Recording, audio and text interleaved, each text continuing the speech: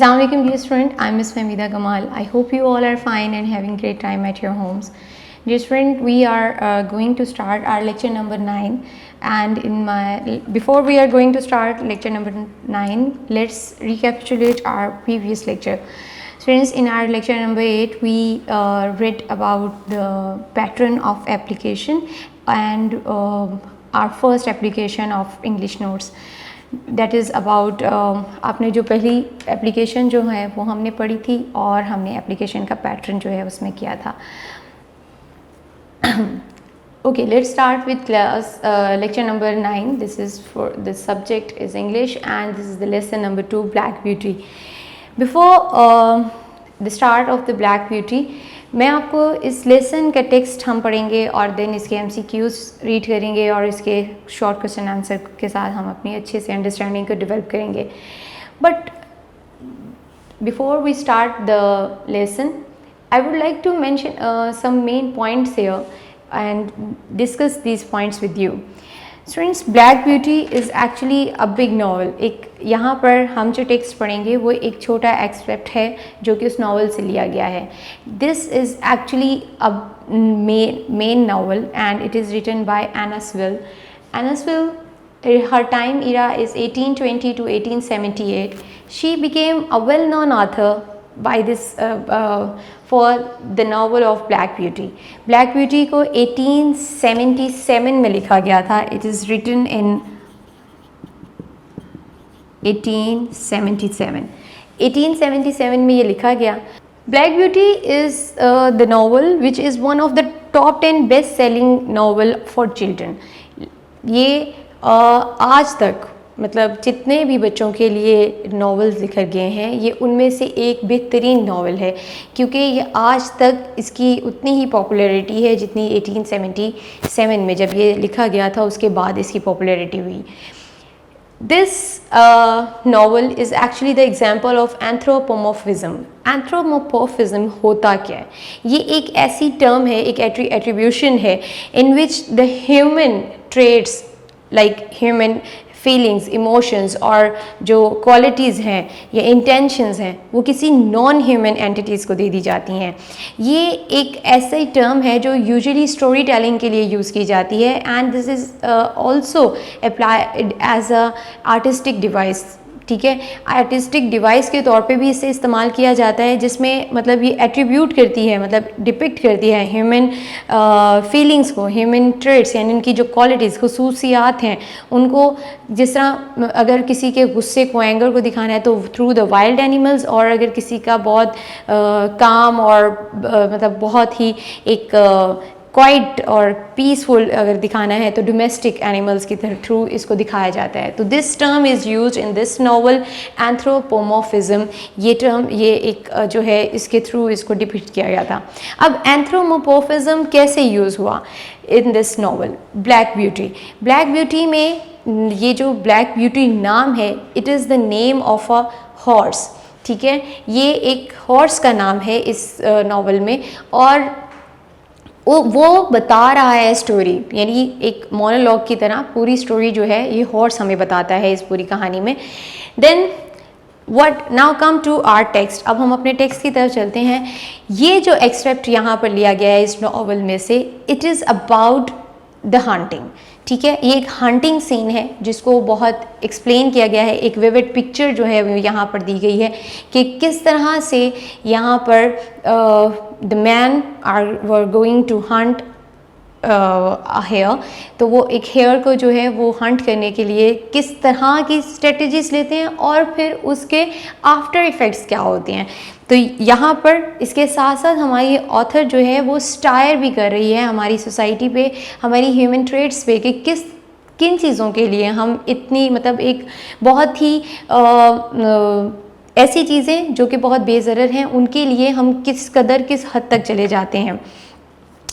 Now I would like to start my text, but before I'm going to read, I would like that you guys, all students, have your books in front of you. आप अपनी books जो हैं अपने सामने रख लीजिए.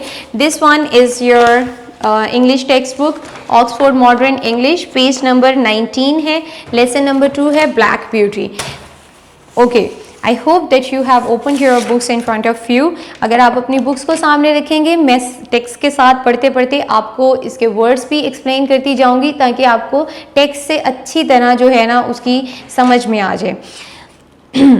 This excerpt is taken from the novel Black Beauty by Anna Sewell, 1820 to 1878. The story is about a horse, and you will see from this short piece that the story is told by a horse. अब वो यहाँ पर बता रहे हैं कि ये author से आपको एक तरह की फेमिलियरिटी दी गई है, बताया गया है कि ऑथर कौन है, ठीक है, एना सेवेल है, और ये स्टोरी जो है वो एक हॉर्स के बारे में है, और आप जब पढ़ते जाओगे तो पता चलेगा कि कहानी जो है वो हमें एक हॉर्स सुना रहा है। This particular passage deals with the question of blood sport, which is hunting wild animal as a sport. यानी ये यहाँ पर वो एक खूनी खेल से मुराद ये है कि वो जो शिकार करते हैं एक छोटे जानवरों का, वाइल्ड एनिमल्स का, जो ह्यूमन यानी इंसान जो करते हैं एज अ स्पोर्ट अपने खेल के तौर पे, उसके बारे में बात, एक क्वेश्चन यहाँ पर रेज किया गया है कि क्यों करते हैं। Then even today this is a subject on which the public is much divided, कि यहाँ पर वो साथ साथ अपना भी एक दे रहे हैं, ओपिनियन दे रहे हैं कि यहाँ पर अभी तक लोग इसके बारे में डिवाइडेड हैं। कुछ लोग कहते हैं कि ये एक स्पोर्ट है, फन लविंग स्पोर्ट है, लेकिन क्या ये एक अच्छा स्पोर्ट है? मतलब डू यू थिंक कि किसी हम एक बेचारे बेज़रर से एक हार्मलेस जानवर को आप अटैक करते हो, उसको किल कर देते हो, is it a fun loving sport? No, not at all. हमें इस चीज़ को स्नप करना चाहिए। अगर हम खुद अपनी वाइल्ड लाइफ को ख़त्म कर देंगे स्टूडेंट्स, तो ये तो हमारे लिए ही एक तरह से हमारी जो नेक्स्ट जनरेशन है वो ऐसे रेयर जो एनिमल्स हैं उनको देख नहीं सकेंगे। So this must be stopped. ये इसको ख़त्म होना चाहिए, इसको रुक जाना चाहिए। ओके जी, let's start our text. Before I was 2 years old, a circumstance happened which I have never forgotten. Circumstance means here a particular happening, यानी एक ऐसा वाक़या, एक ऐसा हादसा, एक ऐसा इंसिडेंट, ठीक है। वो कहते हैं कि जब मैं 2 साल का था तो एक ऐसा वाक़या रूनुमा हुआ which I have never forgotten, जो मैं कभी नहीं भूल सकता।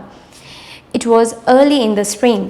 There had been a little frost in the night, and a little mist still hung over the woods and meadows.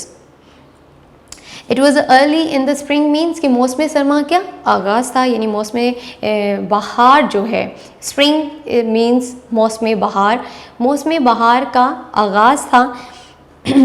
There had been little frost. अब जब सर्दियाँ जा रही होती हैं, गर्मियाँ आ रही होती हैं, तो उनके दरमियान में एक टाइम पीरियड आता है, वो सीज़न जो है उसे हम स्प्रिंग सीज़न कहते हैं। इस मौसम में ना ज़्यादा सर्दी होती है ना ज़्यादा गर्मी होती है, लेकिन रातें जो हैं वो काफ़ी ठंडी हो जाती हैं। तो यहाँ पर वो कहता है कि रात के वक्त हल्की सी सर्दी, फ्रॉस्ट मीन्स हियर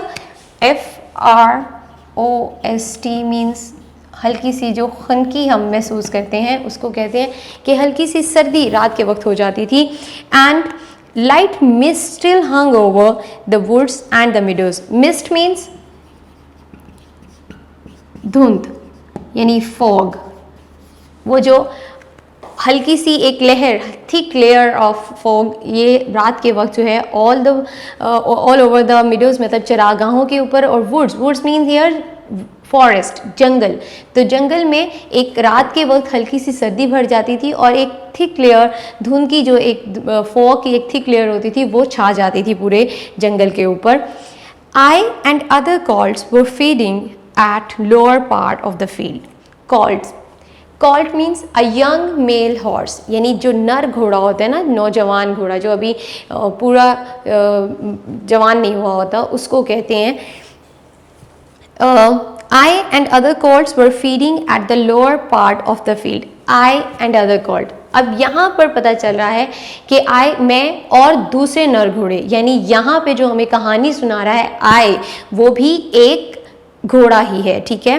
तो वो यहाँ पे बताता जाता है were feeding at the lower part of the field, कि हम जो हमारा खेत था उसके निचले हिस्से की तरफ हम चर रहे थे। When we heard, तो हमें सुनाई दिया या हमने सुना। Quite in the distance, quite मतलब काफ़ी फासले पर हमने सुना। What sounded like the cry of dogs, जो कि कुत्तों के चीखने या रोने की आवाज़ों के जैसा कुछ आवाज़ हमने सुनी। The oldest of the colds raised his head, यानी हम में से जो सबसे बड़ा था घोड़ा, उसने अपना सर ऊपर, रेज्ड मतलब ऊपर की तरफ उठाया।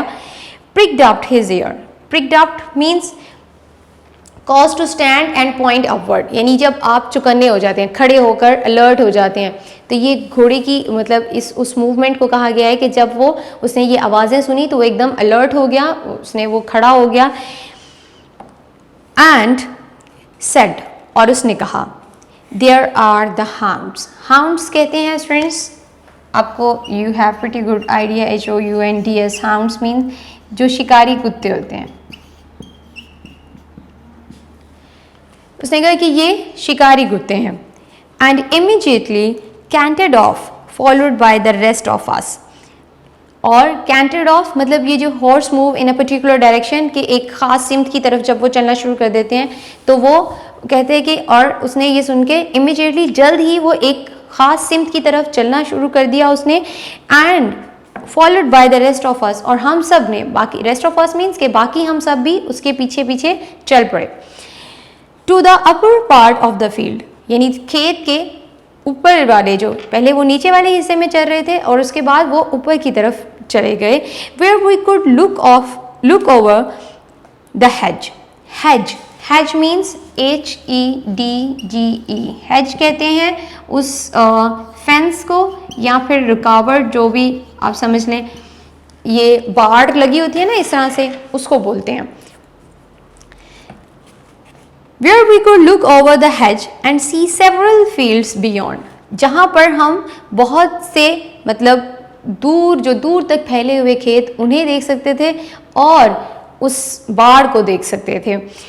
My mother and an old riding horse of our masters were also standing here, मतलब वहाँ पर अब इस यंग कॉल्ड की मदर भी वहाँ पर थी, यानी उसने कहा कि मेरी माँ और मेरे मालिक का एक पुराना राइडिंग हॉर्स यानी घुड़सवारी करने वाला जो घोड़ा था वो भी वहीं खड़े थे, हमारे नज़दीक ही खड़े थे।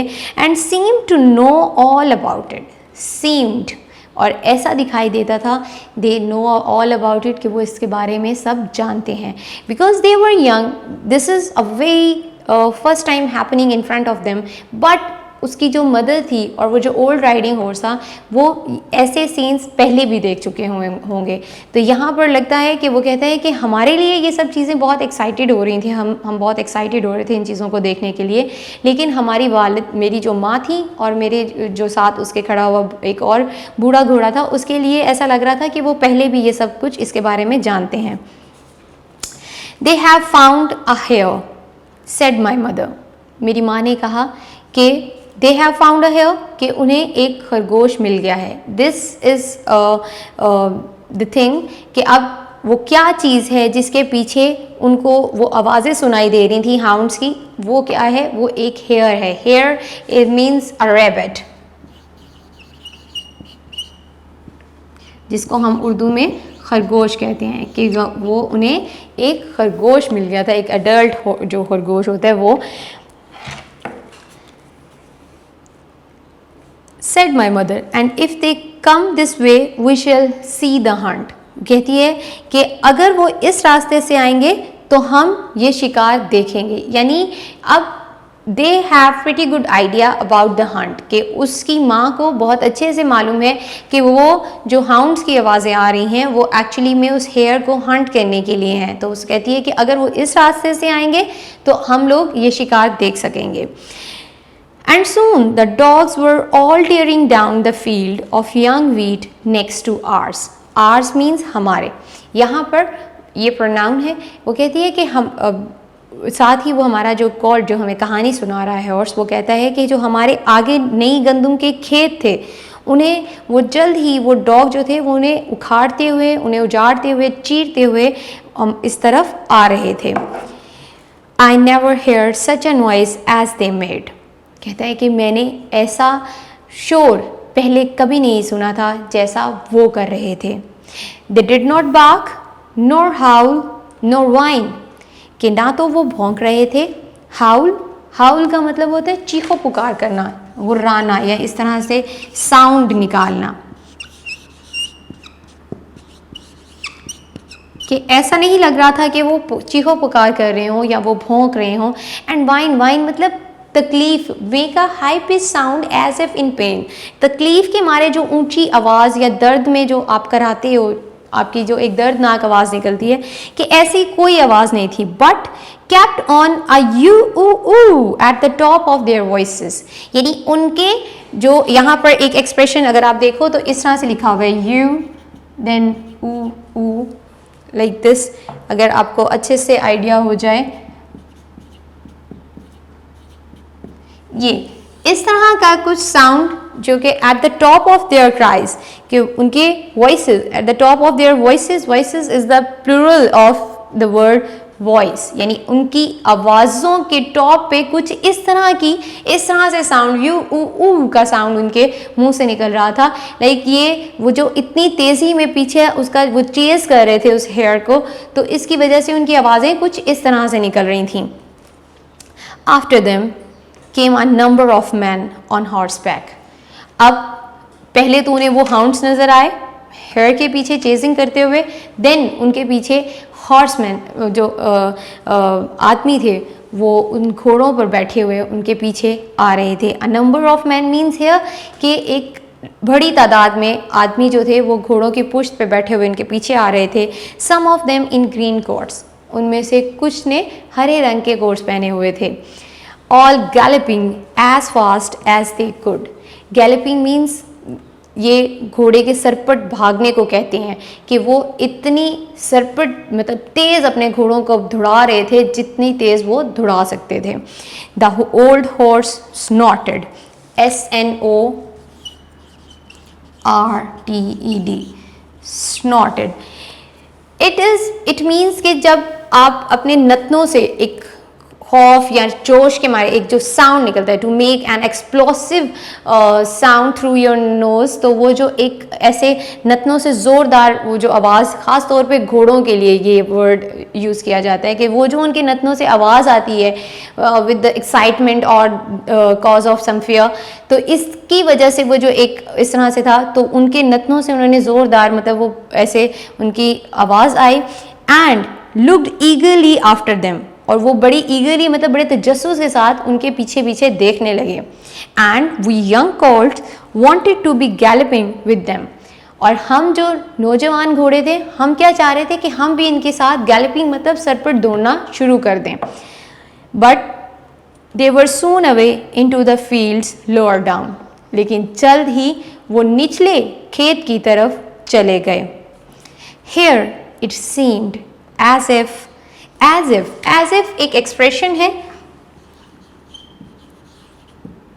इट मीन्स जैसा के, ठीक है, ये इसका मतलब है। एज इफ मीन्स जैसा कि ऐसा मालूम होता था जैसे they had come to a stand, कि वो एक उनको एक पड़ाव मिल गया है, वो एक मौक़िफ़ पर आ चुके हैं, कि अब जब वो निचले हिस्से की तरफ गए तो अब उनकी जो स्पीड थी वो ख़त्म हो गई और उनको ऐसे वो काम हो गए, ऐसा लगा कि जैसे उनको अपना पड़ाव मिल गया, अपना एक जो मौक़िफ़, जो हदफ, जो उनके पीछे जिसके पीछे वो भाग रहे थे वो मिल चुका है। The dogs left off barking. Left off एक एक्सप्रेशन है, फ्रेज है, इट मीन्स रुक जाना, ठीक है, to stop.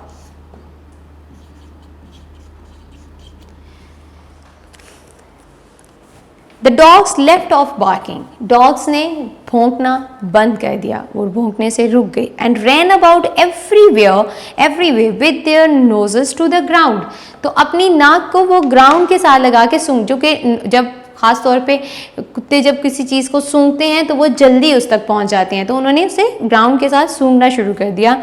They have lost the scent said the old horse, old horse ने कहा, यानी जो बूढ़ा घोड़ा था उसने कहा कि they have lost the scent, कि वो उसकी वो जो एक ख़ास trail, scent mean the trail of a hunted animal, यानी उसकी जो एक खुशबू थी, एक महक थी, कहता है वो शायद उनसे खो गई है कहीं।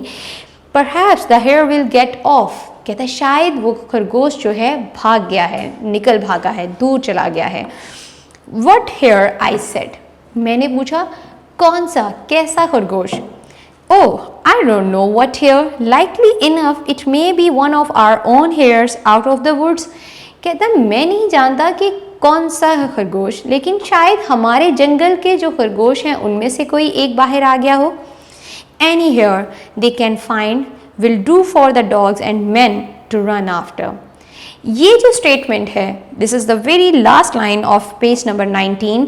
अगर आप इस लाइन को देखो, any hare they can find, कहते हैं कोई भी खरगोश जो उन्हें मिल जाए, do for the dogs and man to run after, तो कुत्तों और आदमियों को उसके पीछे भागना ही होता है।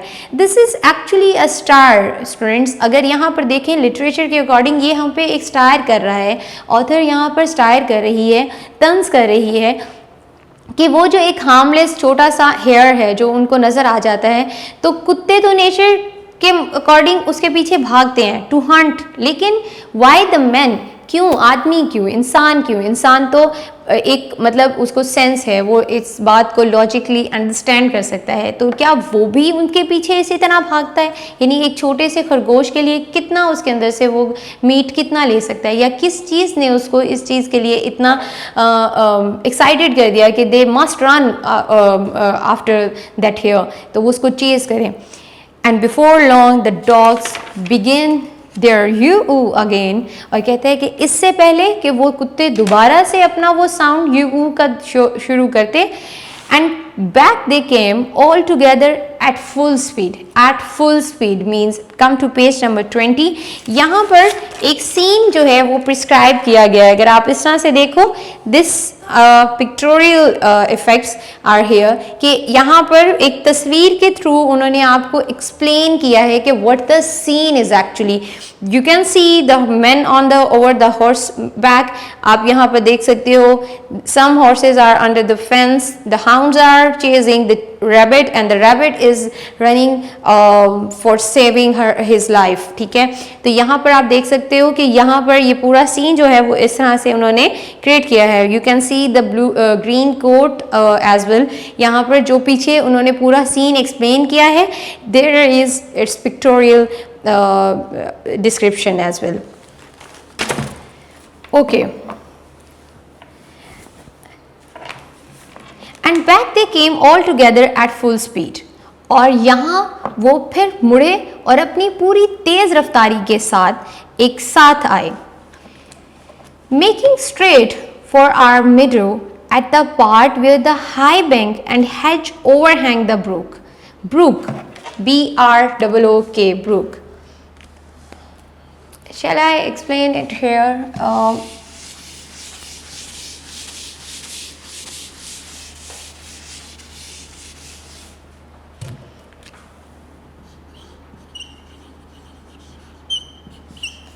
Brook means stream या नदी जिसको हम बोलते हैं।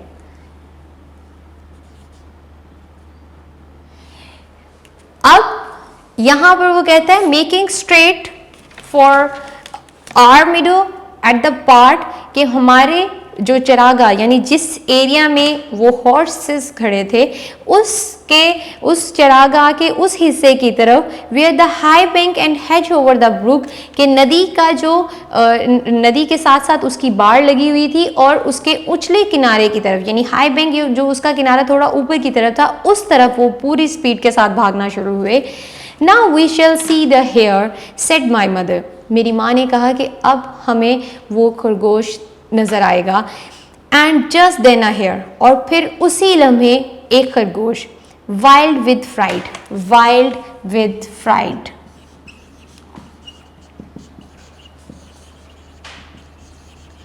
This is an idiomatic phrase, it means खौफ के मारे जब कोई मतलब पागल हो जाना, कि वो जो खरगोश मतलब अचानक से एक खरगोश उनके सामने आ गया, and he was wild with fright, के मतलब वो खौफ के मारे पागल था। क्या खौफ था ऐसा हेयर के दिमाग में कि जिससे वो इतना पागलों की तरह एकदम वो मतलब पागल हो गया था? उसको खौफ था उसकी मौत का। वो जो हाउंड्स उसको चेज कर रहे थे, उसके पीछे भाग रहे थे, वो they actually wanted to kill it, वो उसको मारना चाहते थे, और इसी खौफ के मारे वो जो था अपनी जान बचाने के लिए भाग रहा था।